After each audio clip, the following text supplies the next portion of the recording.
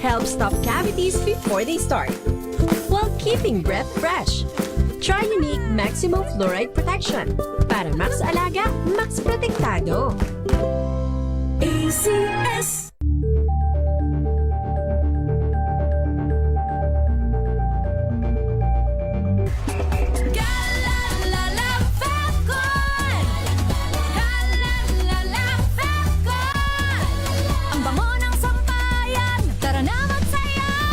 Fabcon, amoy nakaka-joyful!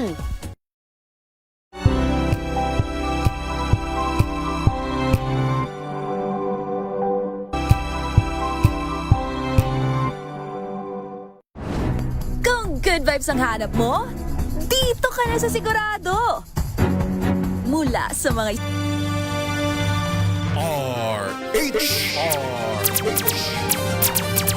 Pilipinas, ang oras po 6:38.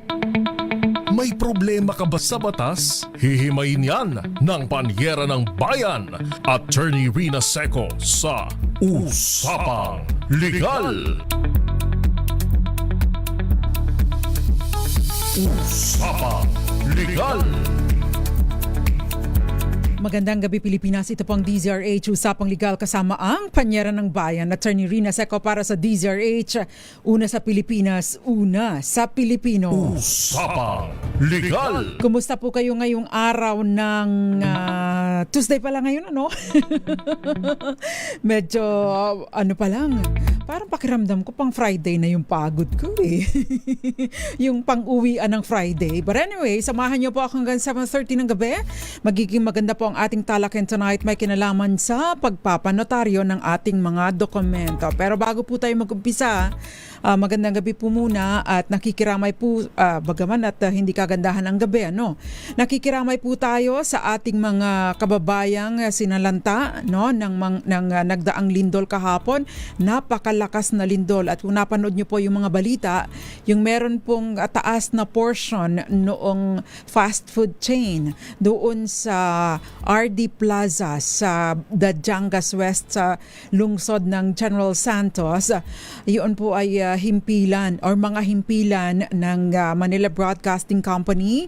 Yun po yung RH News FM at Love Radio. Kasama po ako no, sa mga namamahala ng Love Radio General Santos City at ang tanging naiwan na lamang po na sa amin ay naiwan pa naman po yung aming kaisa-isang naiwan ay ang aming L300 van na bagaman at nawawala pa yung susi dahil kasama po sa mga naguhuan ay ligtas naman po. Pero we're happy to say para po sa kaalaman ng lahat na ligtas po ang aming mga empleyado doon. We have several employees for Love Radio General Santos at at RH News FM General Santos City.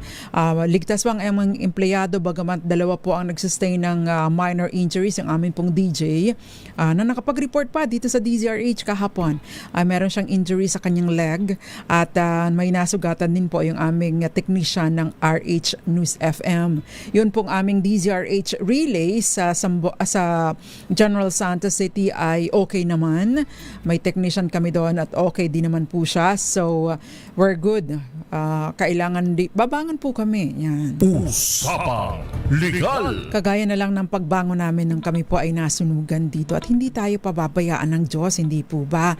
Para po sa ating mga kababayan na gustong tumulong, pwede po kayong tumulong sa pamamagitan ng ating mga legitimate na organizations at isa po sa mga options ninyo at sigurado po na makakarating sa mga intended na mga beneficiaries ay ang MBC Operation Tulong Incorporated. Makikita po ninyo sa inyong screen ang kung saan ninyo maaaring ipadala ang inyong donasyon. Meron po tayong QR code na para sa ating MBC Operation Tulong. Meron din po tayong BDO Peso account at Metro Bank account. Nandyan po available sa ating mga screen. Ang grupo po ni Miss May Binauhan, ang ating Operation Tulong Nationwide at ay lilipad po doon sa General Santos via Davao, dahil wala pa pong flight ngayon mula Manila diretsang General Santos. Pero pupunta po ang grupo ni Miss May Binauhan at para maghatid ng tulong sa ating mga kababayan doon.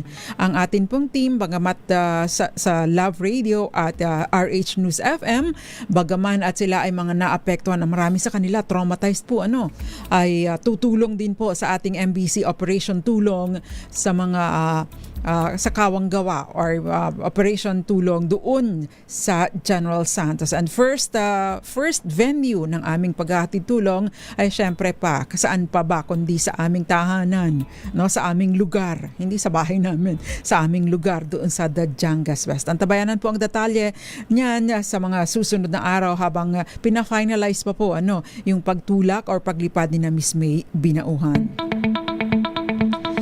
Bago po ako mag-umpisa pa, maraming salamat po. Unang-unang kahapon nakatanggap na ako ng regalo pa birthday mula sa aking mga inaanak, Jerome Lorenzo and Jen Lorenzo. At maraming salamat din Miss Nicole Lopez sa napakasarap na cake, tamang-tama, coffee flavor pa, Amadeo flavor, Amadeo espresso flavor. Miss Nicole Lopez, maraming salamat sa pa-cake. Bukas pa po ang birthday ko, hindi po ngayon. At maraming salamat po sa inyo. And syempre, Mr. Gabby Hands 18, thank you very much. Sunod-sunod ang kanyang pagbate. Magandang gabi din po sa inyo, Joel Mangasep, dyan sa Melbourne, Australia. Magandang gabi, Miss Teresita Atienza. Bakit pa ako'y bulol-bulol ngayon?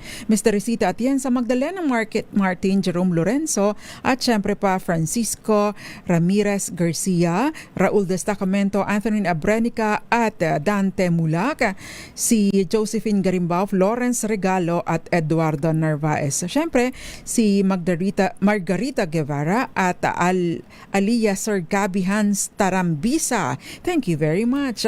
Dante, Del Rosa Loren ng Kuwait. Magandang gabi sa iyo dyan sa Kuwait. Usapang Legal. Okay, dakuan na po natin ang ating talakin tonight. Unang tanong. Actually, yan po ang na-screenshot ko dahil medyo busy ako today. Hindi ko masyadong na-explore yung mga messages ninyo. Pero ang unang tanong, sabi RHTV, kapaki-flash nga ng first question. May deed of sale po kami ng seller para sa lupa na nabili namin noong 2023. Parehong nakapirma na ang seller at ang buyer pero 2026 na po na panotaryo. Kompleto naman ang ID ng seller namin pero sa kakilala lang namin ng attorney pinapirma.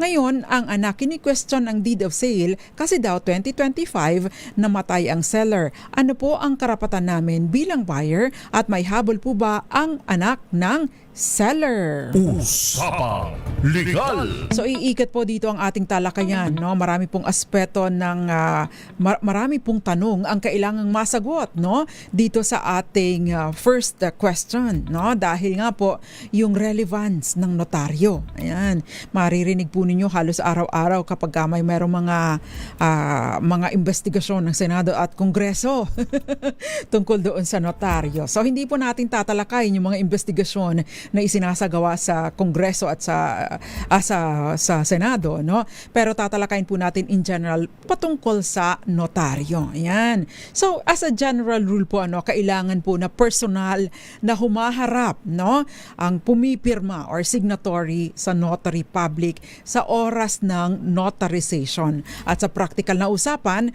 dapat pirmahan or at least i-acknowledge, i-confirm ang pirma sa harap ng notary. Kung wala po ang signatory sa presensya ng notary, ay bawal po magnotaryo ang notary public. Usapang Legal. Sa acknowledgement po, kasi kapag ka po merong deed of sale, yung mga ganitong dokumento, a deed of sale, deed of donation, deed of, kung anumang deed of conveyance, ibig pong sabihin ng conveyance, yung deed of conveyance, yung dokumento na naglilipat ng pagmamay-ari, naglilipat ng property sa ibang tao. Yun po yung tinatawag na deed deed of conveyance. Ibig sabihin, ibinibigay, itinatransfer yung dokumento. No? Sa deed of conveyance deed of sale, no? Meron pong acknowledgement portion doon. At requirement po na ang individual, nakalagay doon, appears in person before the notary public. At ang notary ay nagve-verify, tinitingnan kung totoo yung identity through competent evidence of identity. Kaya makikita po ninyo sa mga dokumento, sa mga dokumento nakalagay doon, 'di ba, meron pang mga parang column, yung pangalan, tapos yung competent proof of identity, at saka yung validity o issued by and issued on, di ba? Nakalagay po doon. So alimbawa ako, Rina Seco, tapos competent proof of identity, hindi na po competent proof of identity, for purposes of notarization, hindi na po kinakailangan yung CTC at hindi nagko-qualify bilang competent proof of identity yung CTC. Ano ba yung CTC? Cedula, Community Tax Certificate. Hindi na po yun uubra, Kaya kahit wala kayong Community Tax Certificate, hindi po problema yun. Ang importante, meron kayong valid proof of identity. Driver's license, yung UMID, pwede din po yung inyong passport. By the way, yung passport po, kahit expired na ang inyong passport, maaari pa rin po itong magamit bilang competent proof of identity. So itago pa rin po ninyo, although normally, di ba, isinasubmit ulit sa DFA kapag po kayo ay nag-a-apply ng panibagong passport, di ba? Kung kayo ay nagre-renew, unless of course na nandoon yung sa luma ninyong passport yung inyong mga visa, Halimbawa, meron kayong 10 years, na validity, 10 years na multiple entry sa Japan or 10 years na multiple entry sa kung saan man yan, yung nakuhaan ninyo ng visa. So maibabalik pa rin po sa inyo yung inyong lumang passport. Usapang Legal. Ayun. So, yun po yung mga tinatawag na competent proof of identity. At syempre, kailangan valid until driver's license, dapat valid pa yan. So, meron pong express prohibition para po sa notary public na magpirma ng hindi personal na nasa harap ng notaryo yung mga signatory, at saka hindi personally known, or kung hindi man, hindi humarap sa kanya, walang competent proof of identity yung mga humaharap sa kanya. So napakahalaga po yung presence at saka competent proof of identity. Usapang Legal. Ayan. So, para po sa nang magpapanotaryo, lalong-lalo na po, lalong-lalo na po kung ang pinapanotaryohan ninyo ay deed of donation. Dahil, o kaya naman ay yun pong ang pinapanotaryohan ninyo ay, say for example, will. Yung tinatawag natin na last will and testament. Napakahalaga po nito, lalo na kapag notarial will, dahil napakahigpit po ng ating mga korte. Dahil ito pong will na itong tinatawag nating last will and testament ay ipinipresenta po sa korte. Para saan? Meron pong tinatawag na probate, Yung probate kung saan patutunayan po na totoo yung due execution and authenticity, na naaayon sa forma yung notarial will. Napakahalaga po noon para sa lalo na sa deed of donation, kasi kapag po hindi notaryado or defective ang notarization ng deed of donation, baliwala po, baliwala ang donasyon, and therefore maaari pong mabawi kahit nasa inyo na ang possession ng property. Usapang Legal. By the way, pwede po kayong magpadala ng inyong mga questions sa ating comment section dito sa DZRH News Television comment section sa YouTube. Gayon din po sa DZRH News at DZRH News Television Facebook page, live sa live feed po natin tonight. Bilang comment po yan, Usapang Legal. Ayan. So, yung mga nagpapadala rin po ng mensahe, pwede po kayong sasagutin din po natin yan. Attorney, may notaryo na ipinapasok sa loob ng office niya ng staff at hindi nakita man lang ng pagpapanotaryo.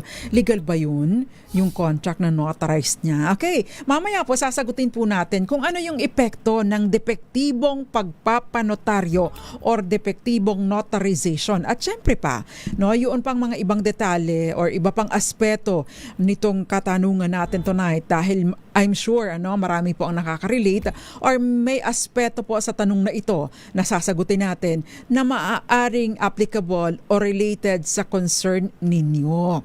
Ayun. So, magandang gabi Melvin Letrodo at syempre pa Eduardo Narvaez, Naimbag Arabi, Imam Grace Recta, Angelina Palekbar, Flor B. Fernandez. Sabi niya, good evening po sa aking paboritong Attorney Rina. Yung lupa po hindi sa amin, tinatawag pong rights lang, pero kami po ang nagbabayad ng amilyar at may mga photocopy ang anak ko ng mga biyanan ng mister ko, mga kapatid niya ng isang compound po kami. Maari po bang panotaryo namin ang binabayad namin? Sasagutin namin yan, Ma'am Fernandez. Dennis Season. Dennis Season, ikaw ba si Kapitan? Oy, Captain Dennis Season, magandang gabi. Si Captain Dennis po ay piloto ng saan ka ba? Sa PAL ka ba o Cebu Pacific o Air Asia or ano ba? Magandang gabi, Gael Fernandez. Sabi ni Gael, binabalik ng DFA ang lumang passport. Ayan, very good. Maria Orense, magandang gabi. At Jerry Sumagaysay. Gayon din, Romel Livid, magandang gabi. Henry Dolohan. At syempre pa, Jerry Sumagaysay. Mami Belen Rivera, maraming salamat. Tita Ami Miraflor Garcia, Azon Course Parpits, magandang gabi. Oy, na-miss ko kayo. Tagal niyong nawala, Magandang gabi, Gael Enriquez. At happy birthday sa'yo. Babatiin ko na din si Miss Roxanne Costo. Alam ko, magkasunod ang birthday natin or magkasabay ba? Happy birthday din sa'yo, Miss Tess Solomon. It's today. Si Victor, anong apelido ni Tor? Si Victor natin dito sa Treasury. Si Victor, magandang gabi and happy birthday sa iyo. Happy birthday Christian Manyo ng GMA Super Radio. Happy birthday sa iyo Jamel Ann Katapusan ng BBC. Tama ba ako? BBC World dyan sa Hong Kong. Happy birthday sa iyo Renny Abenales at bukas happy birthday din sa iyo. Kasabay ko to si Mr. Ed Cordova at happy birthday din sa iyo Tolits dito sa aming HR department at napakarami pang ibang nagse-celebrate ng kanilang kaarawan today and tomorrow. Maraming salamat po at magbabalik po tayo. Ilan po muna mga paalala. Diyan lamang po kayo. Kayo'y nakikinig sa Usapang Legal kasama si Attorney Rina Seco.